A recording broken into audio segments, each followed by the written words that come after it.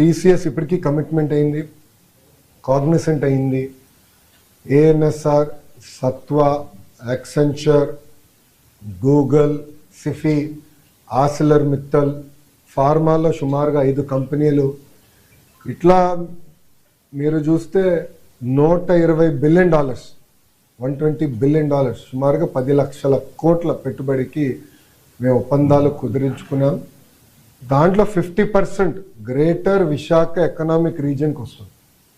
అది ప్రజాప్రభుత్వానికి అభివృద్ధిలో ఉన్న చిత్తశుద్ధి.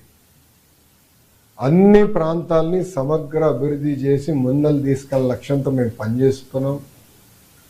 మీరు పార్ట్నర్షిప్ సమ్మిట్ కూడా November 14th, 15th ఇక్కడ విశాఖపట్నంలోనే ఏర్పాటు చేస్తున్నాం. దానికి కావాల్సిన ఏర్పాట్లన్నీ కూడా మేము చేసుకుంటున్నాం. రోడ్లు కానివ్వండి, అన్నీ కూడా మోడర్నైజేషన్ కానివ్వండి, బ్యూటిఫికేషన్ కూడా మేము చేస్తాం జరుగుతుంది.